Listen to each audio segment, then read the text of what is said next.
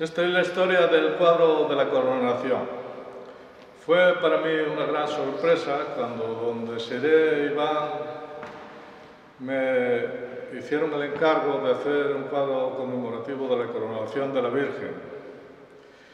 En primer lugar, al principio dudé, pero tenía la suerte de estar cerca de mí Miguel y Gema, y estos me animaron a aceptar porque me decían que por qué no, que había hecho cosas muy variadas y diferentes y que por qué no. Entonces, aunque con preocupación, porque siempre hay el temor de no poder terminar la obra, pues acepté y con toda la ilusión del mundo, aparte de que para mí era un reto y digamos un paso más en mis actividades artísticas, y empecé con toda la ilusión del mundo. En principio la idea que me propusieron era hacer un cuadro con la Virgen, unos ángeles que la coronaban y en la parte de abajo un paisaje de cel que aún no se había decidido cómo sería. Pero esto era solo el comienzo, digamos. Después de estudiar un poco lo que es la historia de la Virgen de la Xunqueira, como la habían encontrado unos pescadores entre los juncos, etcétera, etcétera, pues para mí mi principal pensamiento era crear una composición que estuviera a la altura de un acontecimiento tan importante.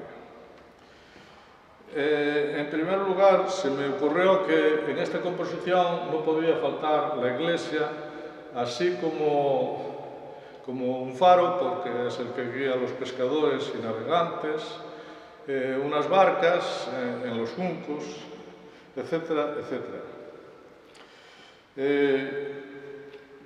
La situación de los mismos elementos pues es complicado. Para ello me serví del montaje fotográfico, una técnica que, aunque no soy experto, pues me gusta bastante.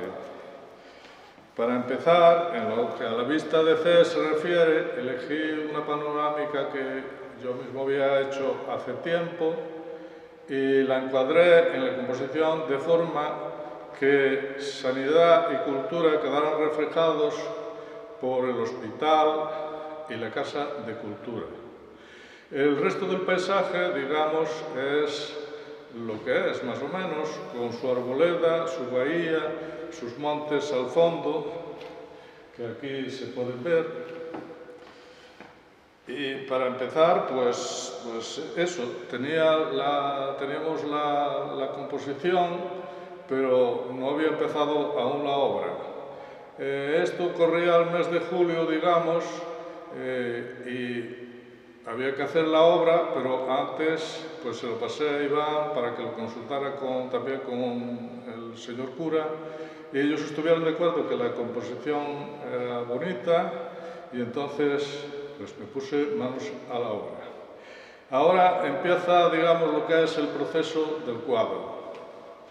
Una vez que tenía la composición hecha en montaje fotográfico en el ordenador, pero lo primero que hago es, una vez que tenía el lienzo de la medida que habíamos acordado, que son 130 por 89 centímetros, lo primero es hacer un dibujo a escala, lo más exacto posible, naturalmente, pero este dibujo lo hago sin ningún detalle, digamos, porque solo destaco un poco las luces y las sombras, pero no hago ningún detalle porque sé que con la primera mancha de óleo voy a tapar totalmente el dibujo, y eso para mí me parece que es un trabajo superfluo de balde. Entonces hago el dibujo, quiero decir, con precisión, pero sin ningún detalle. Una vez hecho el dibujo, doy la primera capa con óleo muy magro, diluido, empiezo por arriba, pero con colores bastante fuertes, digamos que son una pintura colorista, pero sin matizar nada, sin detalles también. Voy terminando. De lo que se trata es de ver el conjunto de la obra en sí. Para mí esta fase es bastante ingrata porque no hay nada terminado. Una vez que está esta primera fase terminada, vemos el conjunto. Empiezo con la segunda fase, o la segunda capa, digamos. Esta capa ya va con más materia, con el óleo tal y como sale del tubo, digamos, prácticamente. Y empiezo ya con todos los detalles posibles, matizando los colores, fundiendo, degradando. El cielo, en este caso, me lo he inventado. Lo que es la Virgen y el niño, pues hay que ajustarse más a la realidad, en lo posible. El paisaje de Cee, luego hago lo que es el faro de la Llobeira, la iglesia y las barcas por ese orden. Insisto una y otra vez en cualquier detalle, que una veladura, corregir algo, acentuar una sombra, un brillo, las veces que sean necesarias. Pues al final, lo importante en una obra, creo, es el resultado. No importa las veces que se haya insistido, aunque a veces, por mucho insistir, no se mejora la obra. Digamos que una obra está terminada cuando el autor lo considera oportuno. A todo esto mi meta era terminarlo para finales del 2022 y más o menos pues, lo había conseguido.